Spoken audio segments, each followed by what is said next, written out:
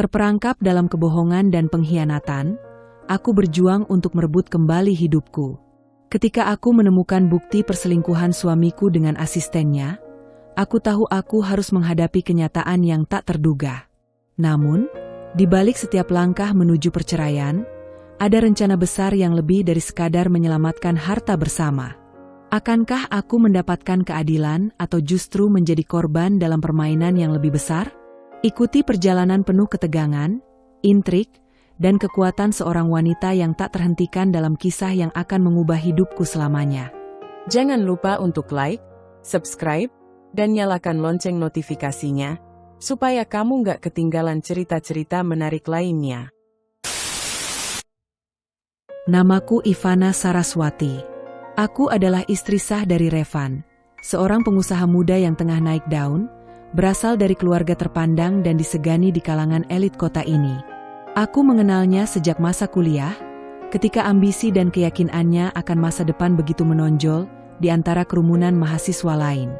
Kini, setelah menikah dan membangun kehidupan bersama, aku menyadari bahwa perjalanan kami bukan sekadar tentang cinta dan komitmen, tetapi juga tentang bagaimana mempertahankan jati diri di tengah terpaan dunia yang keras dan penuh intrik.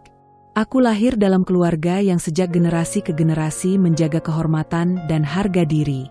Ayahku adalah seorang tokoh bisnis berpengaruh, sedangkan ibuku seorang wanita elegan yang menanamkan nilai-nilai luhur padaku sejak kecil. Dari mereka, aku belajar menjadi perempuan yang tidak hanya cerdas dalam berpikir, tetapi juga tenang dalam bersikap, serta menjunjung tinggi martabat dalam setiap langkah. Hidup dalam limpahan harta tidak membuatku tinggi hati. Justru aku diajarkan untuk menggunakan keistimewaan itu dengan bijak, dan tidak mudah tergoda oleh kemewahan semata.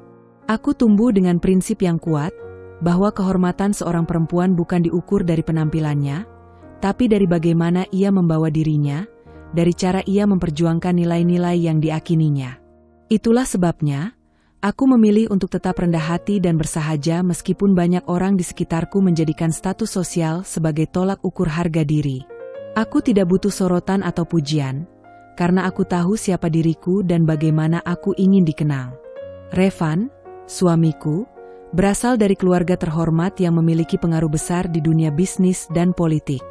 Ia adalah pria cerdas dan ambisius, selalu tahu apa yang ia inginkan, dan tak ragu mengejarnya dengan sepenuh hati. Sebagai suami, ia penuh perhatian dan tahu bagaimana memuliakan istrinya di hadapan orang lain.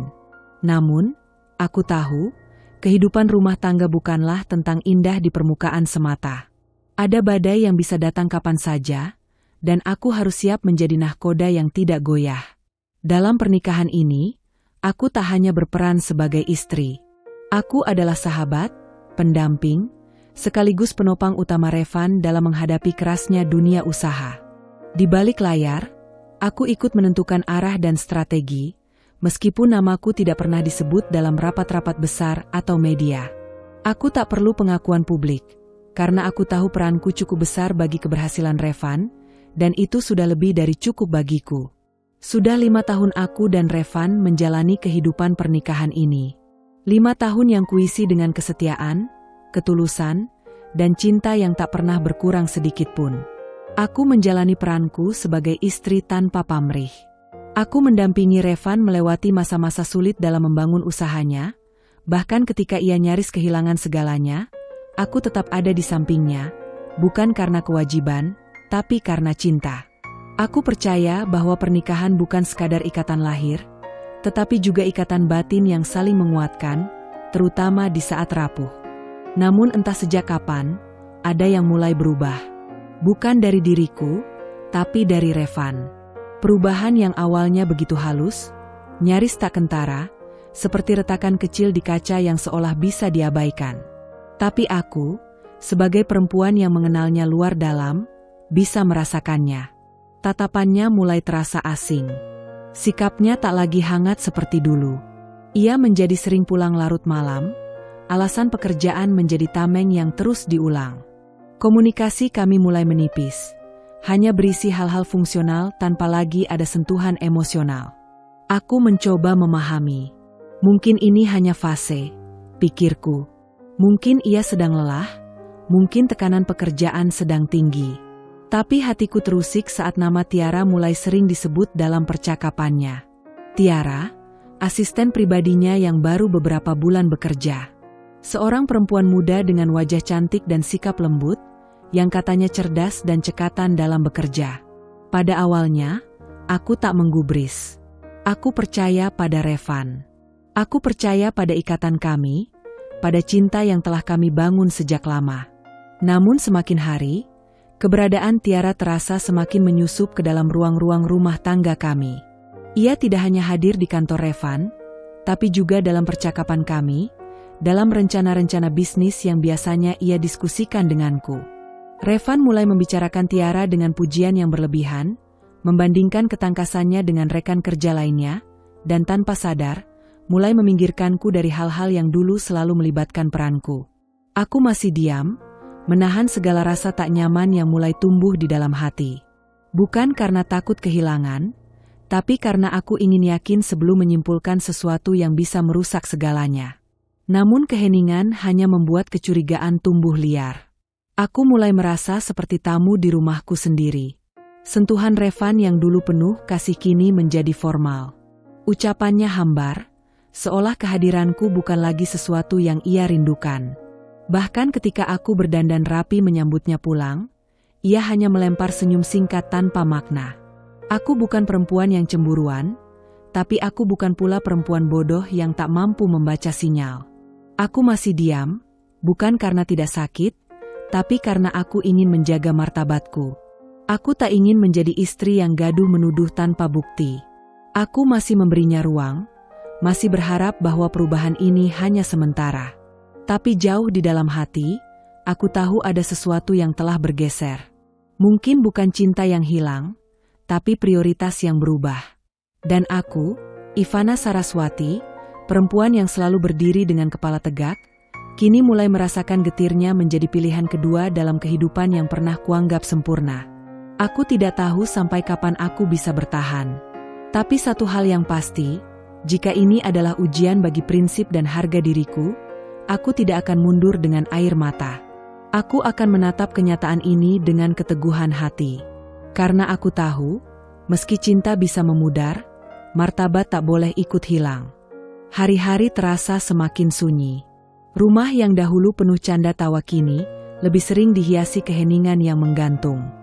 Aku masih menjalani rutinitas sebagai istri, memastikan semua berjalan sebagaimana mestinya, makanan yang tersaji, rumah yang rapi, bahkan pakaian kerja Revan yang selalu siap digantung di lemari.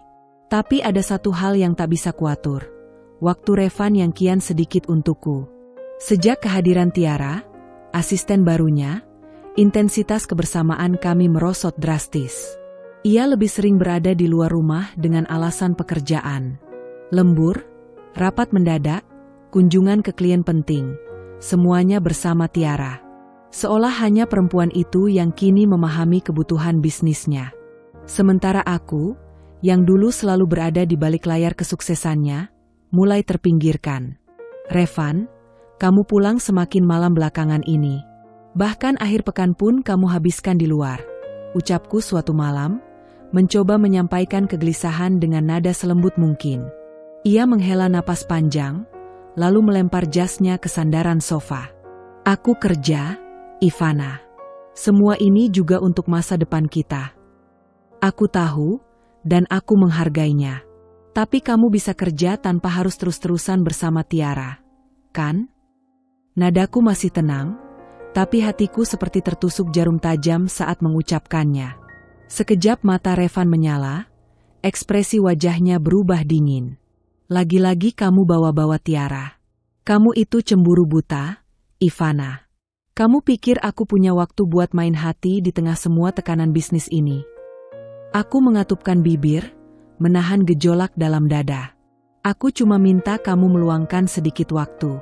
Dulu kamu selalu bilang, kamu adalah bagian dari setiap keputusan bisnisku. Tapi sekarang aku bahkan tidak tahu apa yang sedang kamu kerjakan. Aku merasa asing, Revan. Revan bangkit, melangkah ke meja, menuang air putih, lalu menatapku dari kejauhan dengan pandangan jengah. Kalau kamu terus begini, Kamu bukan cuma merusak moodku, tapi juga merusak semuanya. Rumah tangga ini, bisnis ini. Aku butuh kamu mendukung, bukan mencurigai. Tiara itu hanya asisten. Titik. Setelah itu, ia naik ke kamar tanpa menoleh lagi. Aku terdiam di ruang tamu, bersama detak jam dinding dan hati yang perlahan retak. Kata-katanya seperti tamparan keras. Kamu akan menghancurkan bisnis dan rumah tanggaku. Seolah aku adalah ancaman, bukan pasangan. Seolah cintaku, kesetiaanku, semua yang telah kuberikan, tak lagi berarti apa-apa dibanding keberadaan seorang asisten yang baru muncul dalam beberapa bulan terakhir. Aku kembali mengingat tahun-tahun awal kami menikah. Saat itu, Revan tak pernah lupa membalas pesanku. Selalu menyempatkan waktu sarapan bersama meski jadwalnya padat. Ia bahkan pernah membatalkan rapat penting hanya untuk menemaniku ke dokter saat aku demam tinggi. Tapi kini, sebuah pesan pun bisa tak dibalas seharian penuh. Bahkan ketika aku menunggunya pulang di meja makan, ia malah memilih makan di luar bersama Tiara. Setiap kali aku menatap cermin, aku bertanya pada diriku sendiri, apakah aku sudah berubah? Apakah aku tak lagi cukup menarik? Tapi cepat-cepat ku tepis pikiran itu. Bukan itu masalahnya. Masalahnya bukan pada penampilanku, bukan pula pada kepribadianku. Masalahnya ada pada Revan, pada bagaimana ia mulai membiarkan celah tumbuh di antara kami, dan bagaimana ia membiarkan perempuan lain mengisinya. Malam itu, aku duduk lama di ruang tamu. Lampu sengaja ku redupkan. Aku merenung, bukan sebagai istri yang sedang dilanda cemburu, tapi sebagai perempuan yang sedang mempertanyakan tempatnya dalam hidup seseorang yang pernah bersumpah untuk setia. Mungkin benar, aku cemburu. Tapi bukan cemburu buta. Aku hanya merindukan perhatian yang dulu jadi milikku. Aku hanya takut kehilangan cinta yang dulu begitu nyata. Dan yang paling menyakitkan adalah ketika rasa sakit itu tidak datang dari pengkhianatan yang nyata, tapi dari perubahan sikap yang perlahan mencabutku dari hidupnya, tanpa peringatan, tanpa suara, seperti daun yang jatuh perlahan, tak terlihat, sampai akhirnya hilang dari ranting tempat ia berpijak. Aku mencoba menenangkan diri setelah pertengkaran malam itu, mencoba menanamkan dalam hati bahwa mungkin aku memang terlalu curiga. Tapi semakin aku memaksa logika untuk menenangkan perasaanku, semakin keras pula hati kecilku berteriak. Ada sesuatu yang salah. Sebagai istri, sebagai perempuan yang telah mengenal Revan lebih dari separuh dekade, aku tahu ada yang tidak beres. Dan perasaan itu semakin hari semakin kuat, seperti gelombang yang tak bisa dihentikan oleh dinding rasionalitas. Aku tahu, jika aku terus bertanya langsung, Revan hanya akan semakin menjauh. Ia akan kembali menyudutkanku, menuduhku merusak rumah tangga kami dengan kecemburuan yang katanya tidak berdasar. Maka aku memilih jalan yang berbeda. Bukan dengan pertengkaran atau air mata, tapi dengan diam-diam mencari kebenaran. Jika firasatku salah, aku akan menerima dengan lapang. Tapi jika benar, maka aku harus bersiap menghadapi kenyataan, sesakit apapun itu. Langkah pertama, aku datang ke kantornya tanpa memberi kabar terlebih dahulu. Biasanya, aku selalu memberitahu jika ingin berkunjung, karena aku menghargai jadwal kerja Revan yang padat. Tapi kali ini aku ingin melihat apa yang terjadi saat kehadiranku tak diharapkan.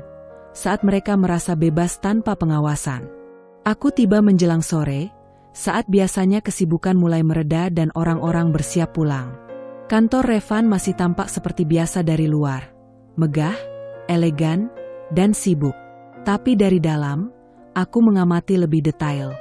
Aku duduk di ruang tunggu, memperhatikan interaksi karyawan, mencatat nama-nama yang sering disebut dalam obrolan ringan. Aku pura-pura menunggu dokumen penting dari Revan, menyembunyikan niat asliku di balik senyum ramah. Selama beberapa kali kunjungan yang kuatur secara acak, aku mulai melihat pola. Tiara selalu berada di sekitar Revan, bahkan saat tak ada urusan kerja yang mendesak. Mereka sering menghilang berdua ke ruang rapat pribadi yang jarang digunakan orang lain. Dan setiap kali aku datang, ada keraguan di mata beberapa staf. Tatapan mereka seolah menyeratkan sesuatu yang ingin disampaikan, tapi terhalang rasa takut atau loyalitas. Kecurigaanku semakin menguat.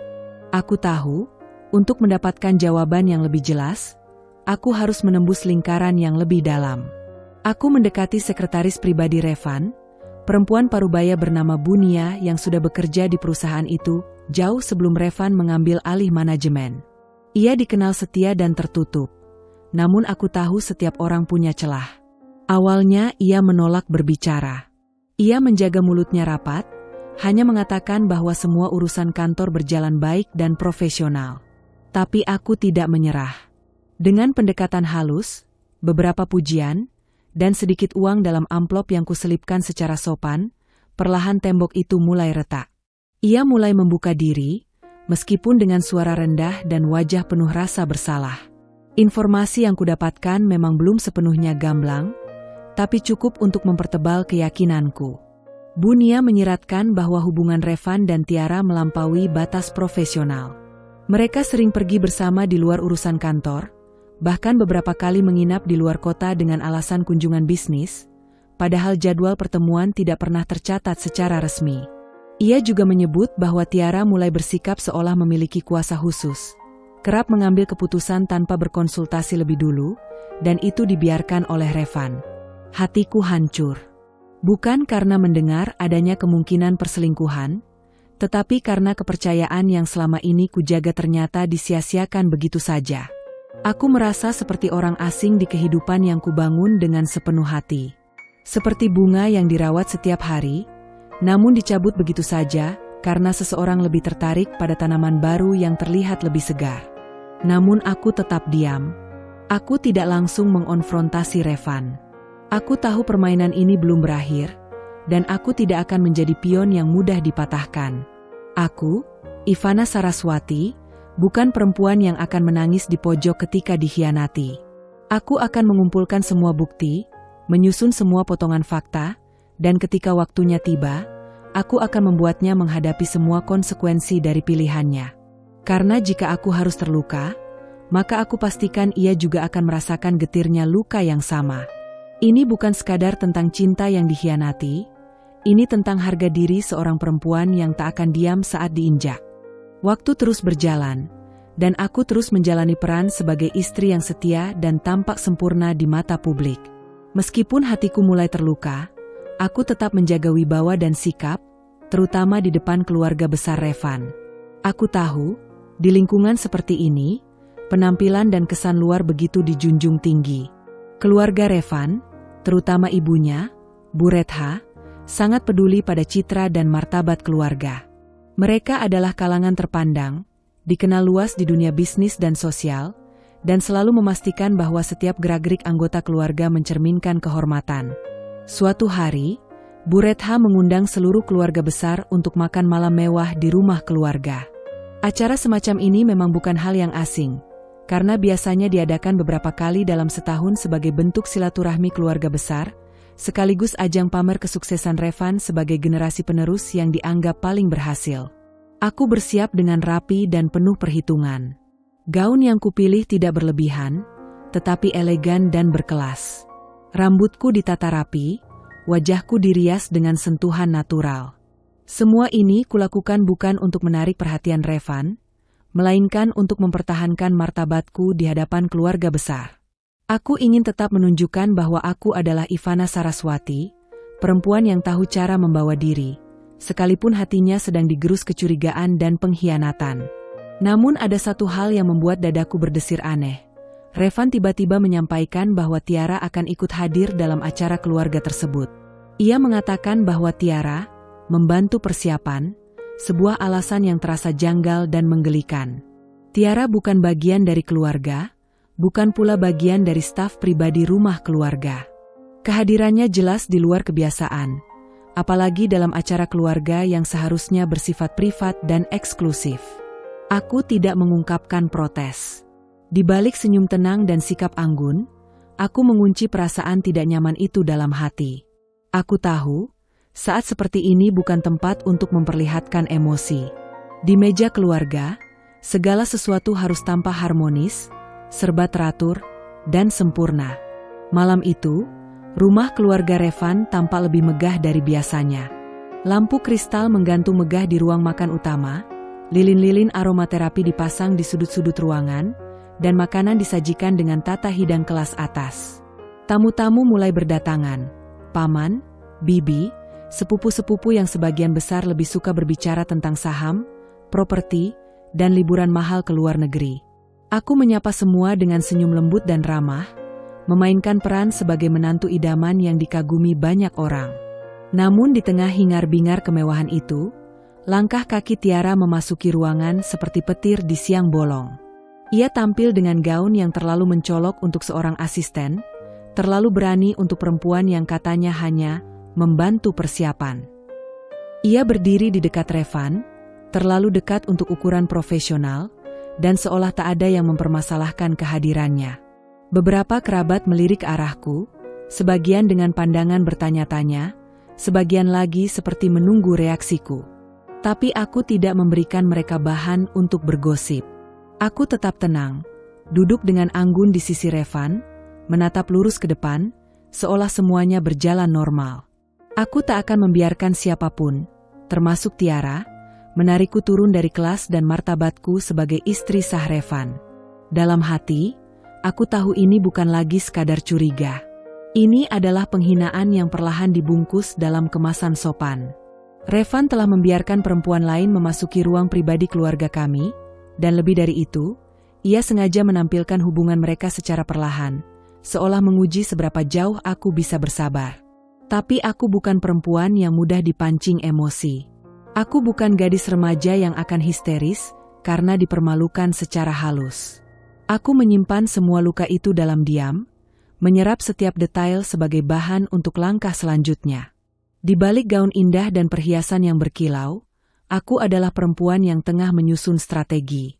Karena ketika permainan ini sudah menyeret kehormatanku di hadapan keluarga besar, maka ini bukan lagi sekadar urusan rumah tangga. Ini soal harga diri.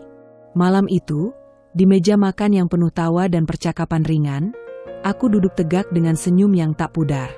Tapi di dalam hatiku, badai mulai terbentuk. Dan saat badai itu meledak, aku pastikan semua akan tahu siapa yang sesungguhnya tak bisa dihancurkan hanya dengan godaan dan permainan kotor. Aku, Ivana Saraswati, mungkin disakiti, tapi aku tak akan pernah dikalahkan. Malam itu, udara di ruang makan besar keluarga Revan sebenarnya begitu sejuk. Pendingin ruangan bekerja sempurna, angin malam yang menyusup lewat jendela tinggi berlapis tirai tipis mengalir lembut. Namun bagiku, suhu ruangan terasa naik beberapa derajat. Bukan karena panas, melainkan karena ketegangan yang perlahan merayap di antara canda tawa dan percakapan sopan meja makan. Aku duduk anggun di samping Revan, mengenakan gaun satin berwarna lembut yang dipadukan dengan perhiasan sederhana tapi elegan. Di sekeliling meja panjang nan megah itu, para anggota keluarga besar asyik mengobrol, menyantap hidangan mewah yang disajikan oleh pelayan-pelayan profesional. Makanan dari restoran bintang 5 disusun dalam gaya fine dining, dengan piring porselen berkilau dan gelas kristal berisi wine mahal. Semua tampak sempurna di permukaan. Namun keharmonisan itu hanya sementara. Tiara, yang duduk beberapa kursi dari ujung kanan meja, terlalu dekat dengan posisi kepala keluarga untuk ukuran seorang asisten pribadi, tiba-tiba angkat bicara. Suaranya nyaris seperti nyanyian lembut, namun dengan nada yang sangat jelas ditujukan padaku. Kadang saya heran, ya, ucapnya sambil menyendok salad dengan senyum tipis, sudah diberi kehidupan yang mewah, rumah besar, dan semua fasilitas, tapi masih juga sering keluar rumah tanpa izin suami. Kalau saya sih, kalau jadi istri, pasti akan lebih banyak di rumah, lebih fokus ngurus suami. Apalagi kalau suaminya sehebat Mas Revan. Sejenak meja makan hening. Beberapa orang yang tengah mengunyah makanan berhenti sejenak, menoleh, menatap ke arahku. Sebagian mungkin terkejut, sebagian mungkin pura-pura tidak mendengar, tapi semua pasti menangkap arah sindiran itu. Aku tetap duduk tenang. Gelasku masih kugenggam dengan anggun. Aku hanya menatap lurus ke depan, seolah tidak terusik sedikit pun. Wajahku tetap tersenyum tipis, meski dada terasa seperti diremas perlahan. Tiara melanjutkan ucapannya, kali ini nadanya lebih tajam namun tetap dibalut dengan kepura-puraan manis. Dan saya juga dengar, Konon katanya ada istri yang boros sekali.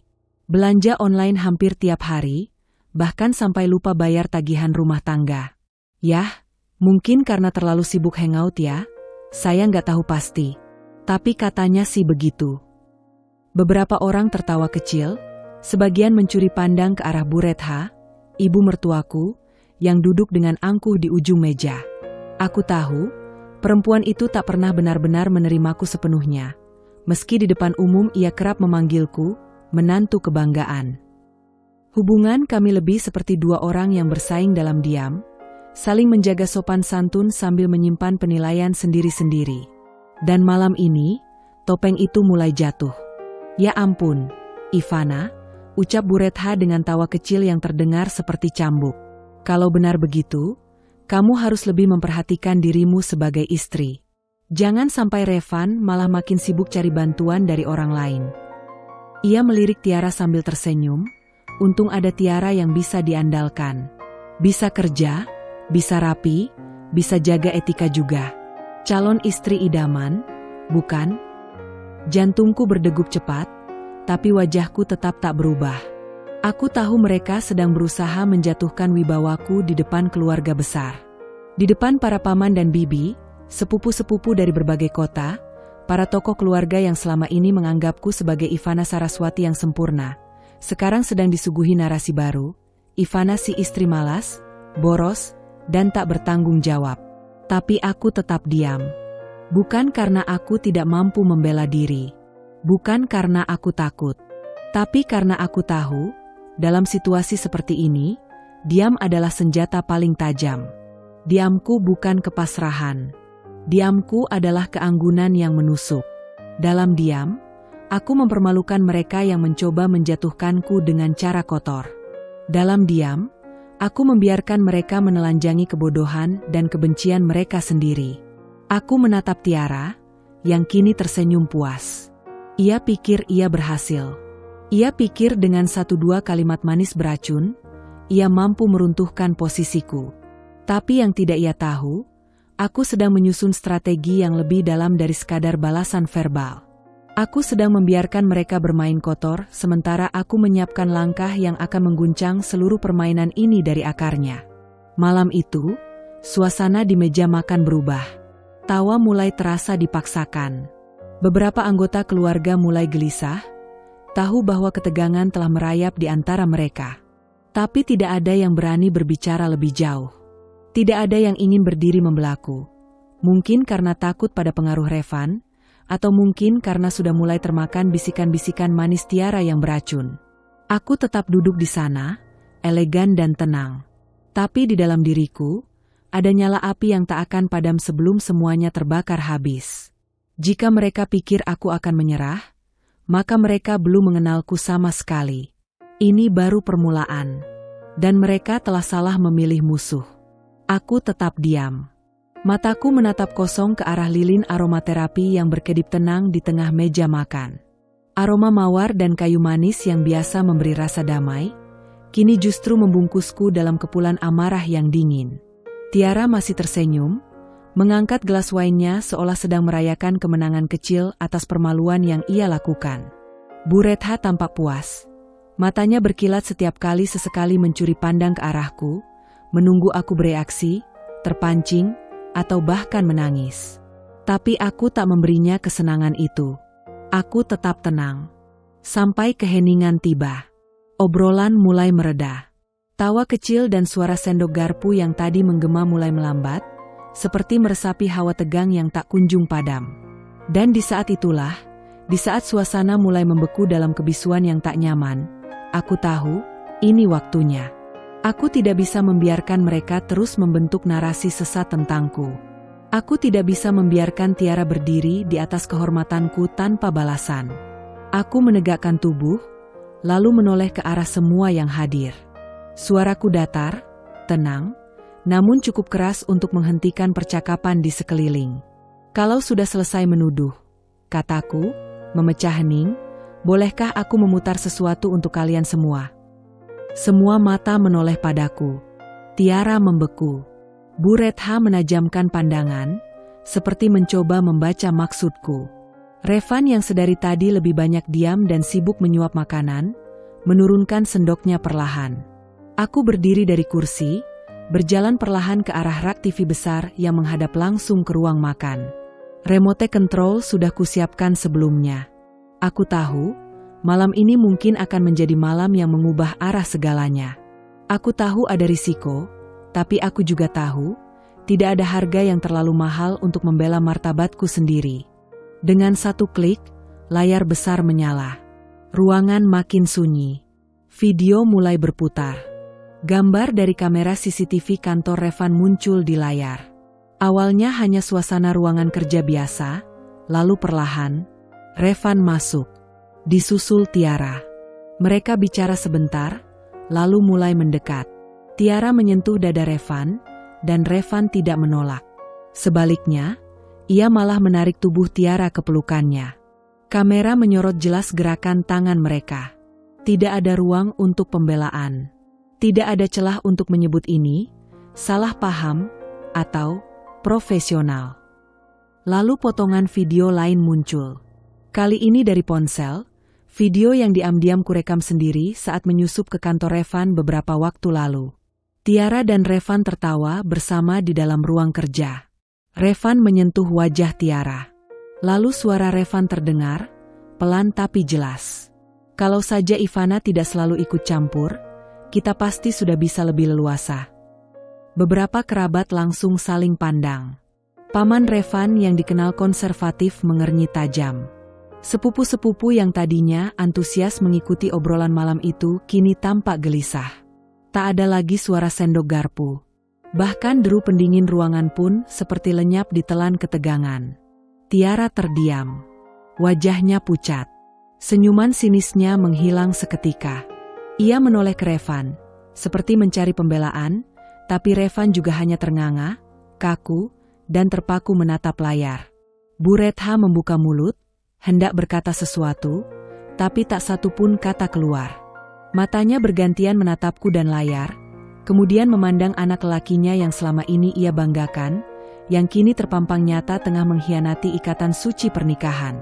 Aku kembali duduk perlahan, menatap seluruh keluarga yang kini menunduk atau terdiam dalam malu. Lalu menatap Tiara dan Revan. Saya bukan perempuan yang mudah cemburu, ujarku pelan, tapi saya juga bukan perempuan yang bodoh. Saya diam bukan karena saya lemah. Saya menunggu saat yang tepat untuk membuka kebenaran, agar kalian tahu siapa yang sebenarnya kalian bela, dan siapa yang selama ini kalian hina. Tak seorang pun berbicara. Hanya suara denting gelas beradu lirih dengan meja, saat tangan Revan gemetar tanpa kendali. Aku memandang mereka semua satu persatu, lalu bangkit dan melangkah pergi dari meja makan, meninggalkan ruangan yang tadinya begitu megah, kini terasa seperti medan perang yang telah kuakhiri dengan satu peluru tepat sasaran. Aku tahu, setelah malam ini, tidak akan ada yang sama. Tidak untukku, tidak untuk Revan, dan tidak untuk Tiara. Topeng mereka telah runtuh. Dan aku tetap Ivana Saraswati. Teguh berdiri dengan elegan, bahkan di medan pengkhianatan. Setelah video pertama berhenti, suasana di ruang makan masih tegang, namun ada pergeseran halus yang terasa di udara. Para kerabat mulai berbisik pelan. Tatapan mereka, yang tadi penuh penilaian padaku, kini berubah menjadi penuh pertanyaan, bukan lagi hanya padaku, tapi juga pada Revan dan Tiara. Seolah mereka baru tersadar bahwa selama ini telah duduk bersama sandiwara yang rapi, dibalut dalam senyum palsu dan tutur kata manis. Namun aku belum selesai.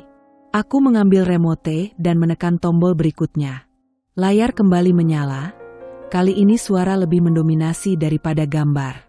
Suara Revan terdengar lebih jelas, dan suara Tiara menyusul dengan nada lembut, namun penuh perhitungan.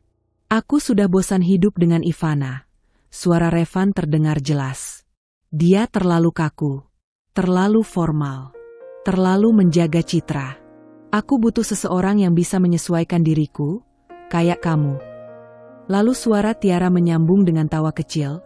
Tenang aja, pelan-pelan aku bantu geser dia secara halus. Biar keluarga juga nanti terbiasa lihat aku. Lambat laun, mereka akan terima. Toh, Kamu kan pangeran keluarga ini. Apapun keputusanmu pasti akan diterima. Beberapa orang di meja tampak terperanjat. Seorang bibi di ujung meja bahkan menutup mulut dengan tangan, seolah tidak percaya mendengar konspirasi sekejam itu dari mulut Revan dan perempuan yang hanya berstatus asisten pribadi. Video berlanjut, kali ini membahas hal yang lebih serius, lebih dalam, lebih busuk. Surat-surat perusahaan sudah mulai kupegang, ujar Revan. Aku sudah siapkan perubahan struktur pemilik saham. Nanti kita ubah nama-nama komisaris biar bisa arahkan dana masuk lewat pihak kamu.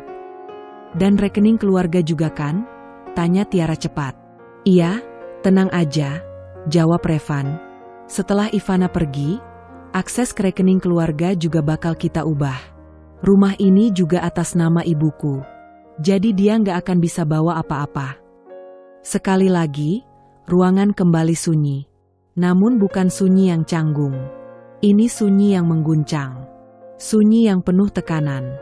Sunyi yang membuat siapapun yang hadir mulai menyusun ulang potongan-potongan kenyataan yang selama ini mereka lihat tapi abaikan. Tatapan yang sebelumnya menghakimi kini berubah menjadi rasa bersalah. Satu demi satu, kerabat mulai menatapku penuh simpati, seolah hendak mengatakan, kami salah menilaimu, Ivana. Bu Retha yang tadinya begitu percaya diri, kini terlihat kaku. Wajahnya memucat. Ia tahu betul bahwa menyokong Revan dan Tiara secara buta kini telah membuatnya tampak bodoh. Ia menoleh ke arah Revan dengan sorot mata bingung, penuh kecemasan. Tapi Revan tak mampu membalas tatapan ibunya.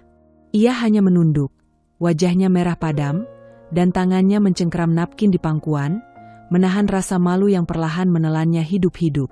Tiara tak lagi bisa tersenyum. Seluruh wajahnya kehilangan warna. Ia mencoba membuka mulut, tetapi tidak satu kata pun keluar. Tidak ada pembelaan yang masuk akal untuk semua bukti yang sudah ditampilkan. Tidak ada ruang untuk menyangkal ketika suara mereka sendiri yang mengutuk. Beberapa sepupu mulai bergumam, menyuarakan keterkejutan mereka. Astaga, jadi selama ini benar mereka ada hubungan. Dan mereka sengaja menjatuhkan Ivana. Ini bukan cuma perselingkuhan.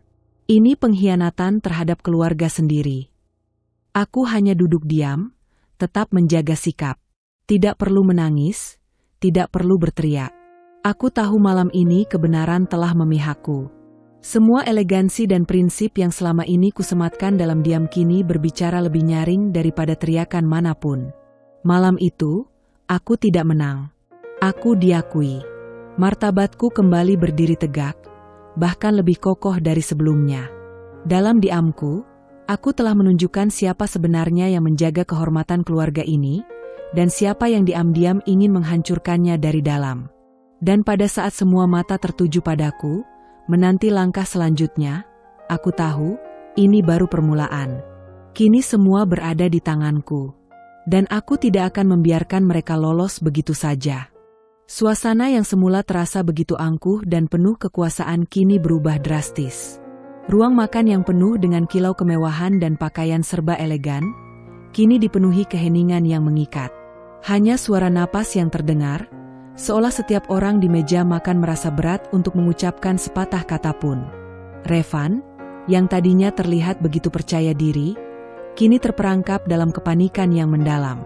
Matanya tampak liar, bergerak bolak-balik, tak tahu harus melihat kemana. Keringat menetes di pelipisnya, dan tangan yang sebelumnya memegang sendok, kini gemetar tak terkendali. Ia tak mampu berbicara, hanya duduk dengan mulut tertutup rapat, seakan kata-kata yang harus keluar terlalu berat untuk diucapkan. Di sisi lain meja, Bu Retha duduk terdiam, wajahnya berubah pucat pasi. Pipinya yang biasanya penuh kemilau, kini tampak cekung. Kejutan dan rasa bersalah yang datang begitu mendalam menyentuh relung hatinya. Ini bukan hanya tentang pengkhianatan terhadapku sebagai menantu, tetapi juga tentang keluarganya yang selama ini dia banggakan. Selama ini, dia hanya melihat dari sisi yang dia inginkan, tanpa pernah benar-benar melihat kenyataan yang ada di depan mata. Dan sekarang, kenyataan itu datang dengan sangat keras, menghancurkan semua yang telah dia percayai.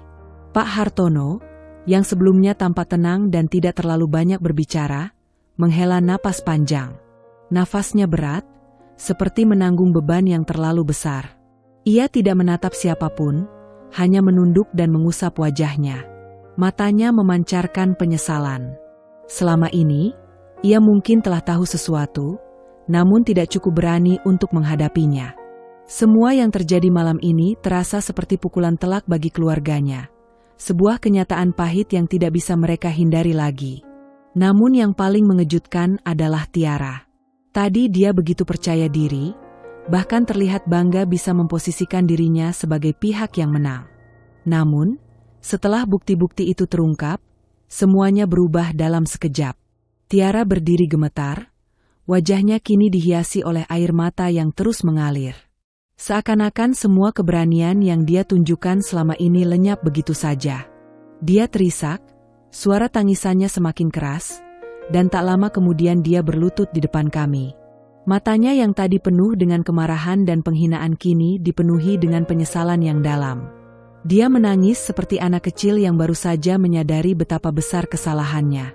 Saya minta maaf, katanya terisak, suaranya bergetar.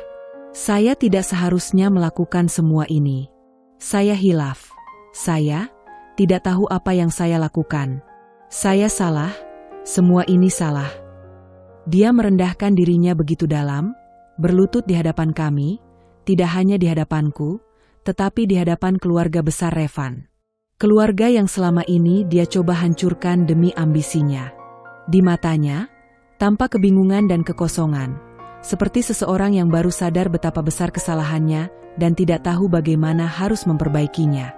Aku duduk diam, memandang Tiara yang masih berlutut, menangis tanpa henti.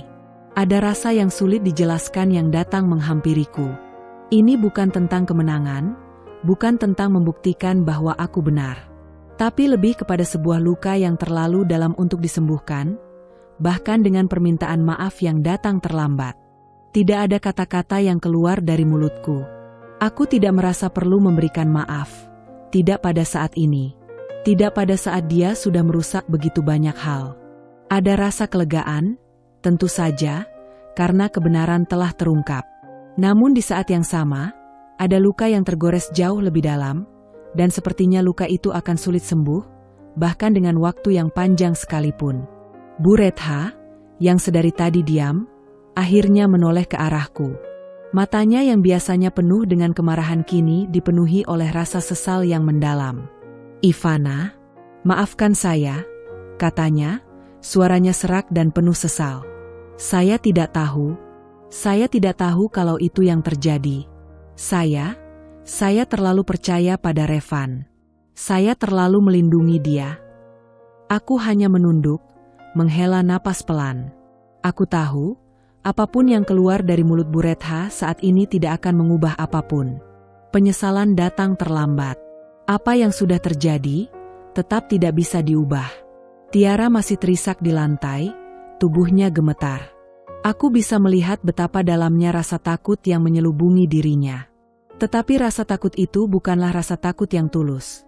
Itu adalah rasa takut karena dia akhirnya terperangkap dalam kebohongan yang telah dia ciptakan sendiri.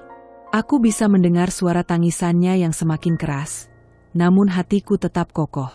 Tidak ada belas kasihan yang akan menumpuk di hatiku untuknya.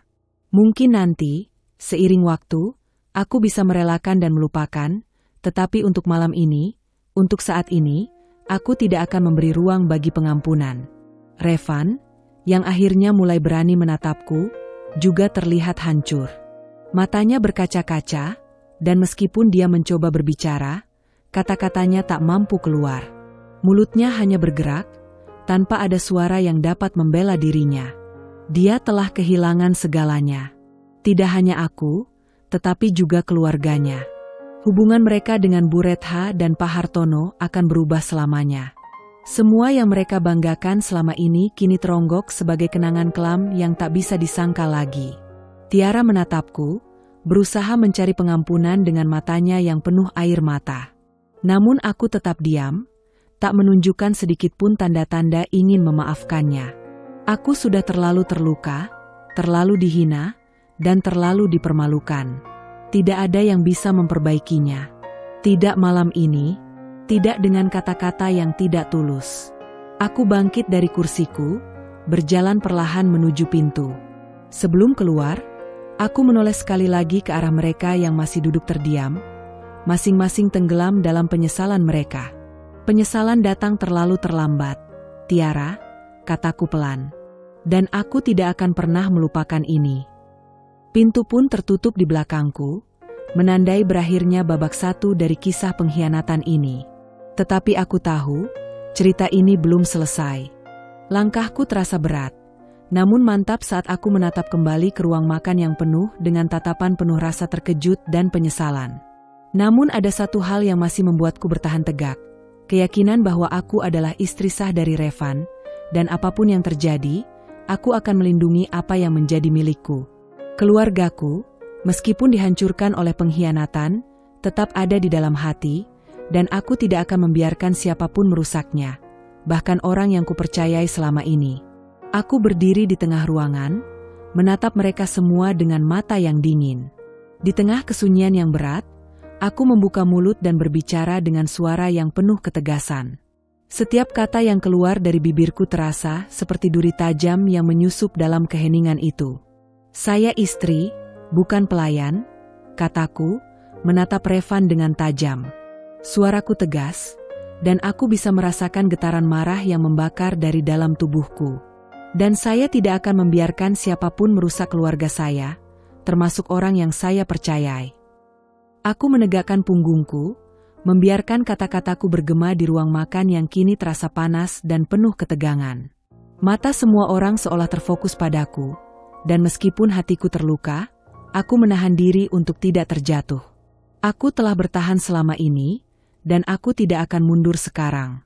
Revan, yang sejak tadi duduk dengan wajah cemas, seolah terkejut mendengar ketegasan suaraku. Wajahnya pucat, mulutnya terbuka, namun tak ada suara yang keluar. Dia ingin berbicara, ingin membela diri, tetapi kata-kata itu hilang begitu saja, tenggelam dalam lautan penyesalan yang begitu besar. Tiba-tiba, sebuah suara yang lebih keras memecah ketegangan itu. Bu Retha, yang selama ini lebih banyak diam, akhirnya berdiri dengan penuh amarah. Wajahnya memerah, dan matanya yang tadi penuh kebingungan kini berisi kecemasan yang mendalam. Dia melangkah maju dengan cepat, wajahnya berubah menjadi merah padam. Tiara, teriak Bu Retha, suaranya penuh dengan kemarahan yang meledak-ledak.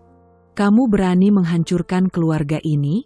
Berani mengkhianati Ivana yang selama ini kamu anggap sebagai keluarga? Pergi. Pergi sekarang juga. Bu Retha melangkah ke arah Tiara, yang masih terbungkuk dengan air mata di wajahnya. Tiara tampak terkejut, tapi tidak ada pembelaan yang bisa dia buat. Bu Retha mendekat dan mendorong Tiara dengan paksa, dengan tangan yang gemetar karena amarah. Kamu sudah merusak semuanya. Kamu tidak layak berada di sini lagi. Tiara terjatuh ke lantai, tangisannya semakin keras. Semua yang tersisa hanya penyesalan dan ketakutan yang mendalam. Tak ada lagi tempat untuknya.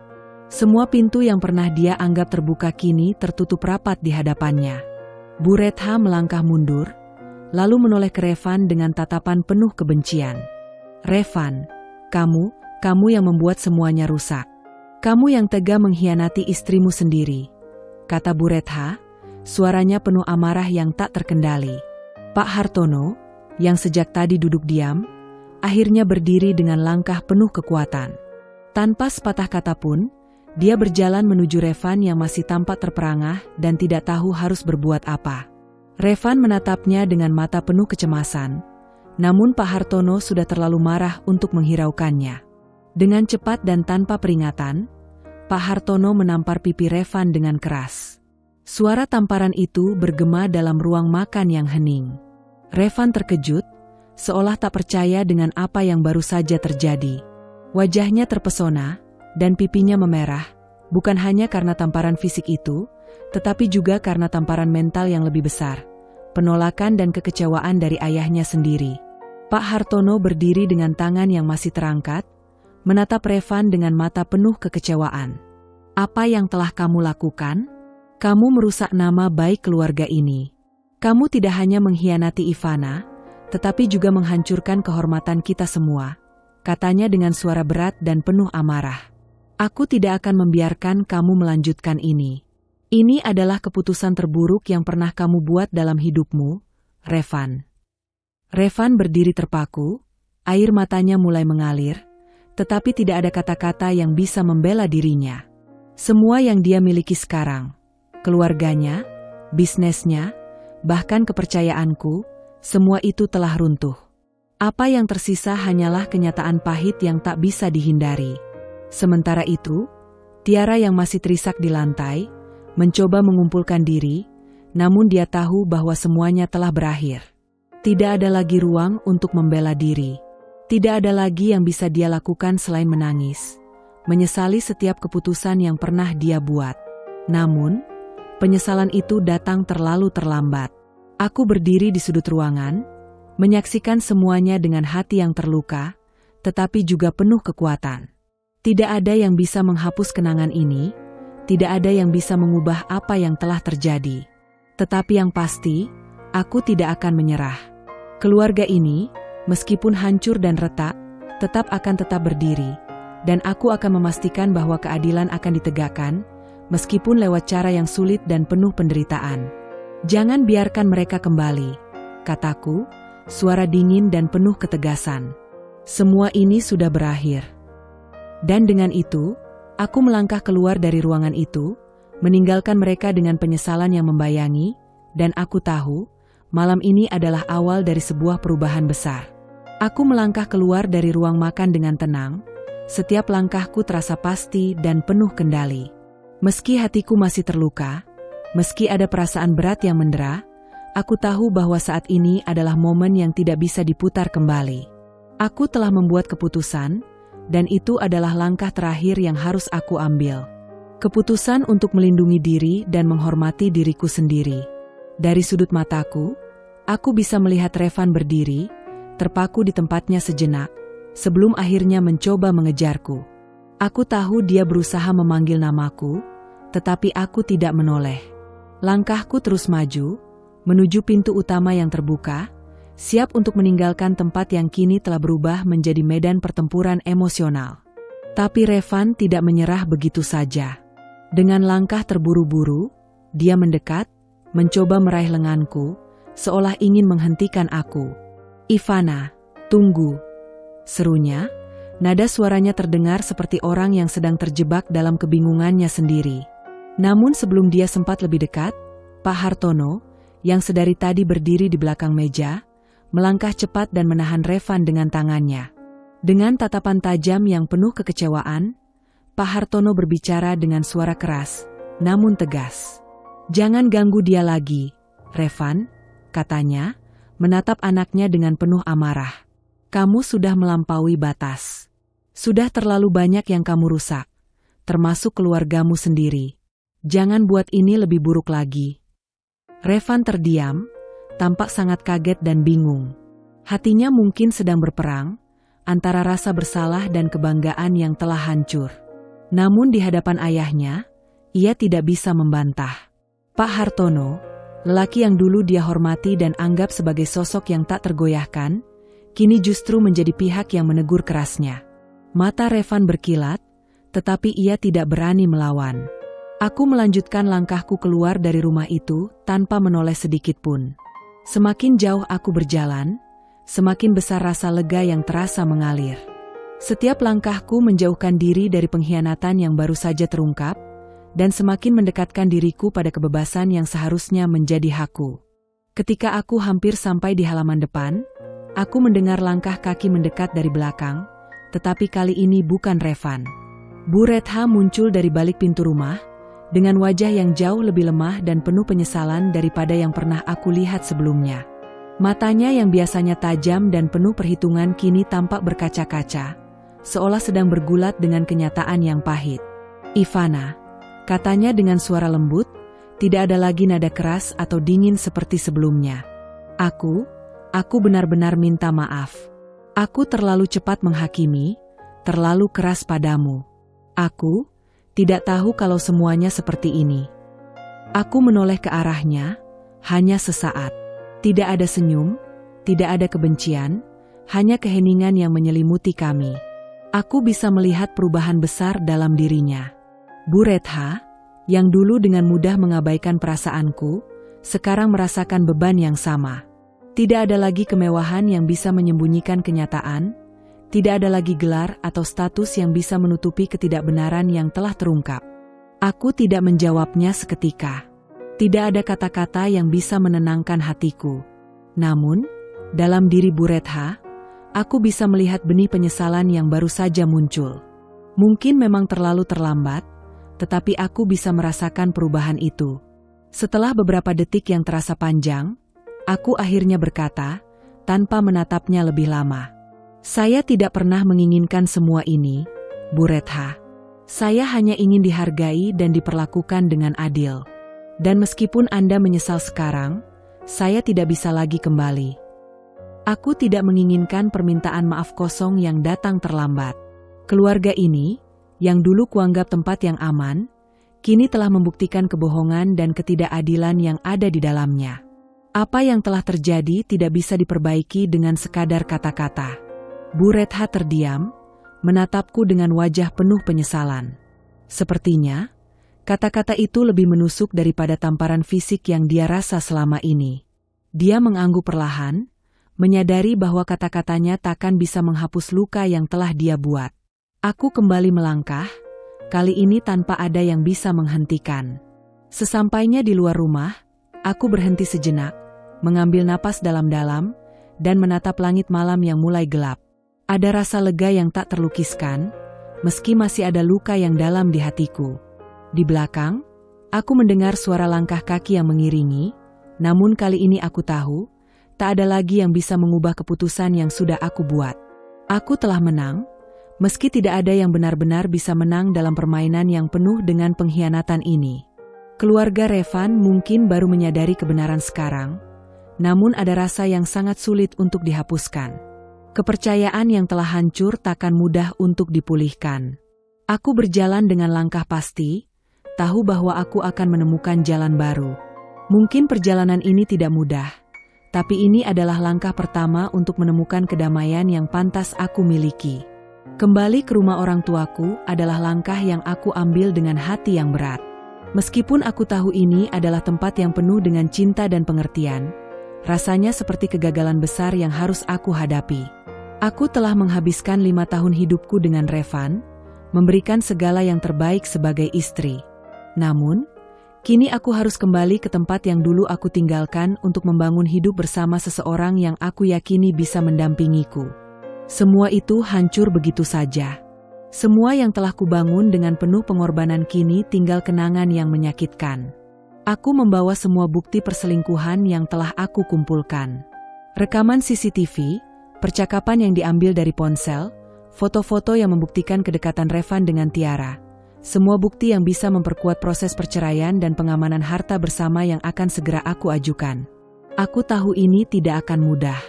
Perjalanan hukum yang panjang, konflik keluarga yang tak terelakkan, semuanya akan menanti di depan. Namun, aku sudah memutuskan. Tidak ada lagi jalan mundur, tidak ada lagi alasan untuk bertahan dalam hubungan yang penuh pengkhianatan. Sesampainya di rumah orang tuaku, aku disambut dengan hangat. Meski ada rasa sedih yang terbalut di setiap pelukan dan tatapan mereka. Ayah dan ibu tidak perlu bertanya panjang lebar. Mereka sudah tahu apa yang terjadi, dan mereka tahu aku membutuhkan mereka lebih dari sebelumnya. Semua itu bisa dilihat dari wajahku yang lelah dan penuh luka. "Bagaimana kamu?" tanya ibu, suara lembutnya berusaha menyembunyikan kecemasan. Matanya yang penuh kasih mencoba membaca apa yang aku rasakan. Aku hanya bisa tersenyum tipis, mencoba menenangkan mereka meski hati ini berantakan. "Aku baik-baik saja, Bu. Aku hanya butuh waktu," jawabku, suara sedikit tercekat. Aku tidak ingin membuat mereka khawatir lebih dari yang sudah terjadi. Ayahku, yang lebih pendiam, duduk di kursi dekat jendela. Beliau menyandarkan tubuhnya ke sandaran kursi, tampak berpikir dalam diam. Setelah beberapa detik yang terasa lama, ia akhirnya membuka mulut. "Kamu pasti sudah memikirkan dengan matang, kan?" tanyanya, suaranya lebih tegas namun penuh pengertian. Aku mengangguk. Iya, Ayah. Aku sudah memikirkan semuanya. Ini bukan keputusan yang mudah, tapi aku harus melangkah. Aku tidak bisa terus-terusan hidup dalam kebohongan dan pengkhianatan. Ayah mengangguk perlahan, menatapku dengan penuh pemahaman. Kamu tahu, hidup kadang memberi ujian yang berat.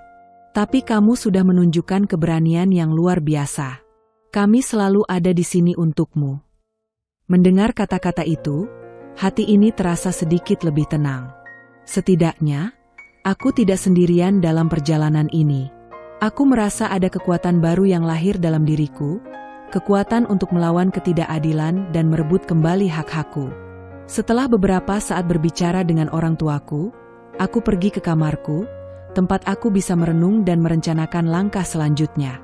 Semua bukti perselingkuhan yang aku kumpulkan masih tersimpan di dalam tas. Rekaman-rekaman itu mengingatkanku pada rasa sakit yang begitu dalam, namun juga memberiku kekuatan untuk melangkah maju. Aku menatap layar ponselku, melihat foto-foto Revan dan Tiara yang penuh kemesraan di tempat kerja, serta video rekaman yang memperlihatkan bagaimana mereka berbicara tentang rencana mereka untuk merebut posisi dan harta yang seharusnya menjadi hakku. Ada rasa perih yang tak bisa dijelaskan, tapi aku tahu ini adalah kunci untuk menghancurkan segala kebohongan yang telah mereka buat. Aku memutuskan untuk segera menghubungi pengacara yang sudah aku pilih sebelumnya. Seseorang yang sudah berpengalaman dalam kasus perceraian dan perlindungan harta.